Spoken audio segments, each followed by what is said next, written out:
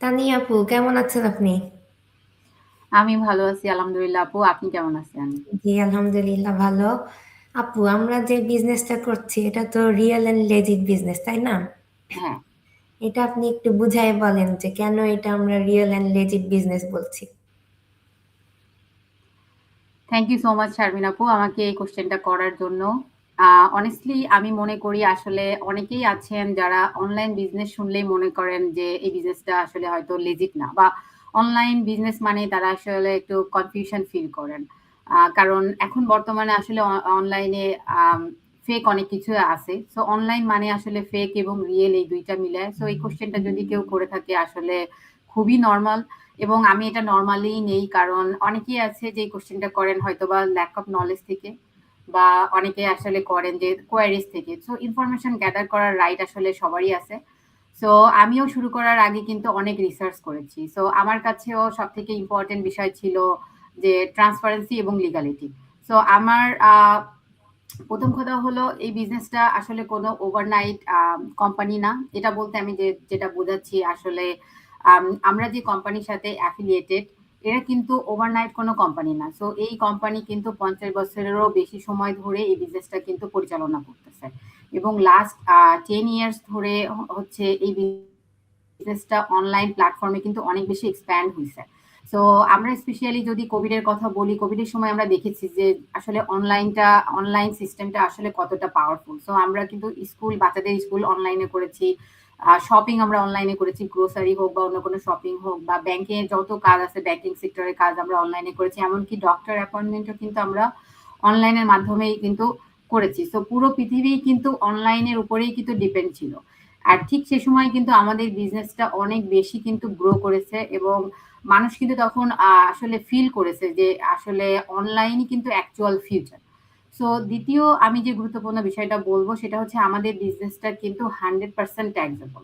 মানে আপনি যে দেশেই বসবাস করেন না কেন সেই দেশের গভর্নমেন্ট রুলস অনুযায়ী আপনাকে কিন্তু ইনকাম ডিক্লেয়ার করতে হয়, like at the end of the year. So আপনাকে ট্যাক্স পে করতে হয়। আমি কানাডাতে বসবাস করি। সো আমারও কিন্তু ইয়ারলি আমার ইনকাম ডিক্লেয়ার করতে হয়, আমাকে ট্যাক্স ফাইল করতে হয়। সো একটা সিম্পল কোশ্চেন আমি আসলে সবাইকে করতে চাই, যে সেটা হচ্ছে যে এই বিজনেসটা যদি লেজিট নাই হইতো বা লিগাল নাই হইতো, তাহলে গভর্নমেন্ট ট্যাক্স সিস্টেমের মধ্যে কি আমার এই ইনকামটাকে তারা কি অ্যালাউ করতো, বা আমাকে ট্যাক্স ফাইল করার কি তারা কি সুযোগ দিত এই বিজনেসের উপরে?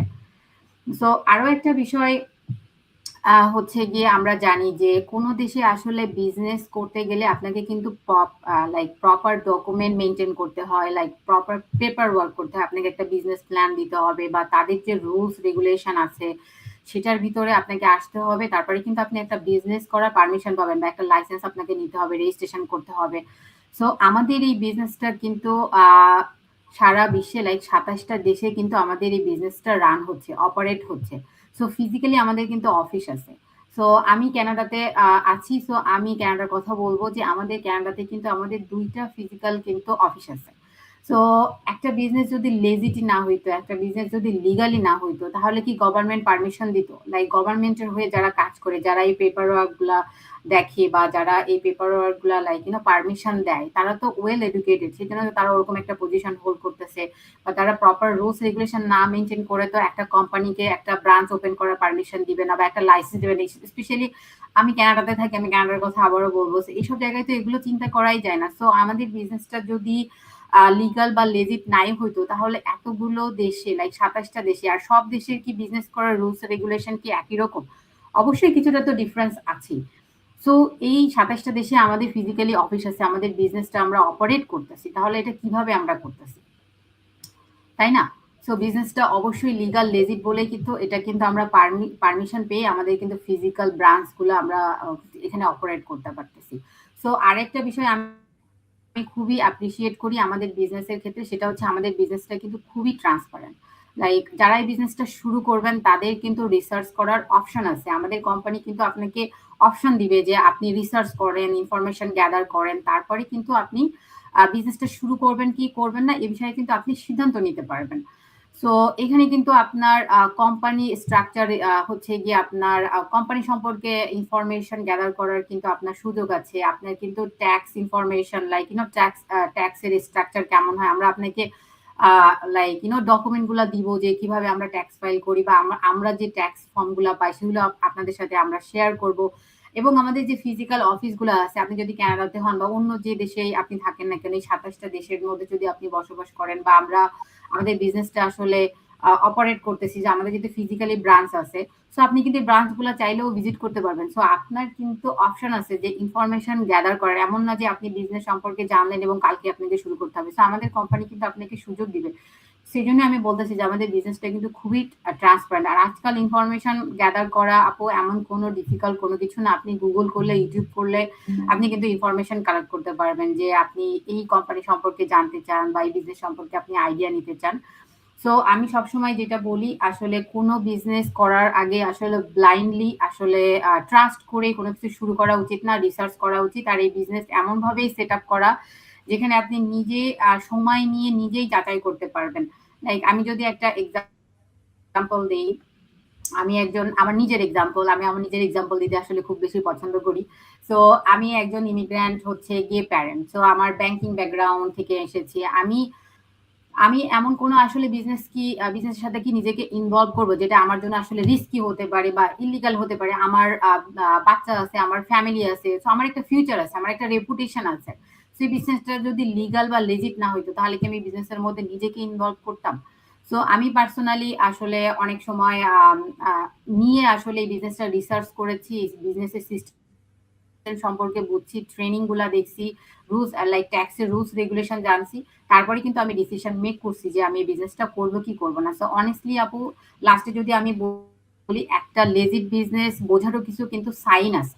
সো সেই সাইন গুলার মধ্যে যদি আমি কয়েকটা অ্যাজ এ এক্সাম্পল হিসেবে বলি, লাইক সেই বিজনেসটা ট্রান্সপারেন্ট কিনা। সো আমাদের বিজনেসটা কিন্তু অবশ্যই ট্রান্সপারেন্ট, আমাদের বিজনেসটা কিন্তু 100% ট্যাক্সেবল। সো আমাদের বা আপনি যে কোম্পানির সাথে আসলে অ্যাফিলিয়েট থাকবেন, এই কোম্পানির আসলে রেপুটেশন আছে কিনা বা এদের মার্কেটে আসলে এরা কতদিন ধরে আছে, সো লং টার্ম হিস্ট্রি কিনা সেটাও কিন্তু আপনি যাচাই বাছাই লাইক করবেন। সো আমাদের বিজনেসে কিন্তু আপনি আমাদের এই কোম্পানি কিন্তু অনেক বছর ধরে, আমি যেটা বললাম যে 50+ ইয়ার্স ধরে আছে। সো একটা লেজিট বিজনেস বোঝারও কিছু যে সাইন গুলো আছে, তার মধ্যে কিন্তু এটা যে বিজনেসটা আসলে লং টার্ম হিস্ট্রি আছে কিনা। So physical appearance, like physical কোনো ব্রাঞ্চ আছে কিনা, অফিস আছে কিনা, customer support like training system বা গভর্নমেন্ট কমপ্লায়েন্স মেনটেন করে আসলে এই কোম্পানি বিজনেস করে কিনা। সো আমাদের বিজনেসে কিন্তু আপনি সবগুলা পাবেন এবং আমরাই কিন্তু আপনাকে এই সমস্ত ইনফরমেশন গুলা দিব। সো এই সবকিছুই আমি যখন এই বিজনেসের মধ্যে পেয়েছি, তখনই কিন্তু আমি এই বিজনেসটা শুরু করার সিদ্ধান্ত নিয়েছি এবং আমার পার্সপেক্টিভ থেকে এই বিজনেসটা 100% লিগাল, লেজিটিমেট, সেখানে কোনো আসলে ডাউট নেই। সো আর আমি আসলে বিলিভ করি লাইক এখনকার যুগে অনলাইন বিজনেসটা হচ্ছে কি এখনকার হচ্ছে যুগে বলবো যে একটা ফিউচার হয়ে গেছে।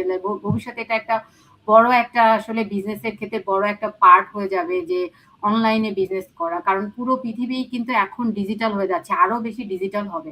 তো সবশেষে আপু আমি এটাই বলবো যে কোনো বিজনেস শুরু করার আগে আসলে ভয় থাকাটা খুবই স্বাভাবিক, কিন্তু ভয় না পেয়ে আপনি রিসার্চ করেন, কোশ্চেন করেন, নিজে ভেরিফাই করেন। কারণ আপনি যদি নলেজ গ্যাদার করেন তাহলে আপনার কনফিউশন কমে যাবে এবং কনফিউশন কমে গেলে আপনি কনফিডেন্ট ফিল করবেন এবং কনফিডেন্ট থেকে কিন্তু আপনি বিজনেসটা শুরু করতে পারবেন।